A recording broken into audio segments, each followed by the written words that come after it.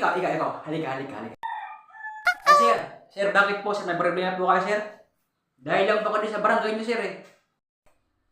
Wala akong pakialam kung dayo ka dito sa barangay namin. Ang important sa akin, maglagay ka ng tong. Huh? 10 piso lang naman, bilis na.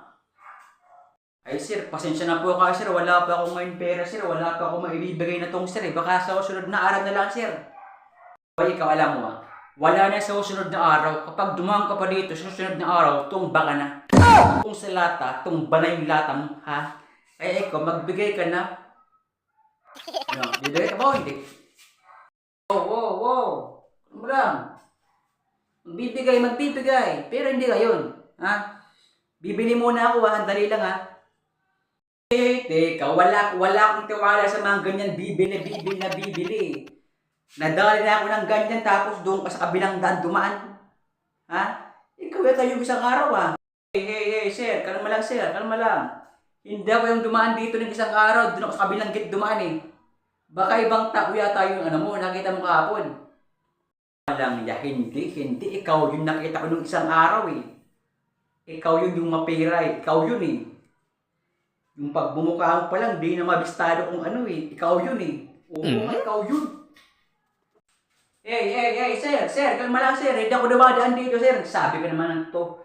Kasabi ko sir ng koto, sir, hindi ako dumadaan dito. Nung isang araw pa lang ako dumadaan, eh. Tapos, ikaw nga yung pagbumukha mo, bagong kita ko lang yung dadaan ka saan dito, tapos nakita kita, kumanang ka, doon ka dumaan sa kabilang gate.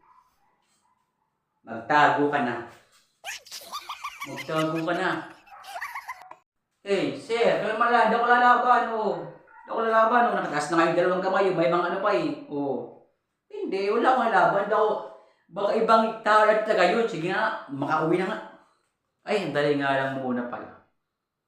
So, sumbong kita, bossing. Wala akong pakalam kahit magsumbong ka sa magulang mo, tatay mo. Wala akong pakalam, ha.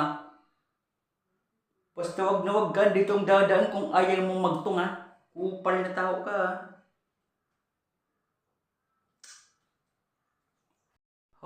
Okay, sige, ha. Di ako dadaan dito kasi di lang naman to yung daanan dito, eh. Ang dami pa naman daanan, oh. Ayun, may kabilang gate. Di lang naman to yung daanan na may itong, eh. Dun sa kabilang, murang-murang itong, eh. Kupal ka tao, eh. Tama yan, kung ayaw mong dumaan dito, kung ayaw mong magtung, wag ka nang dadaan dito kasi yung pagbumuka mo, nakikita sa pagbumuka mo, sarap yung suntokin, eh. Ha? Wag ka nang dadaan dito kung ayaw mong magtung, ha. Makawalis na nga. Yan, tama yan. Umalis ka na bago pa kita masapok. Ha? Umalis. Alis ka na.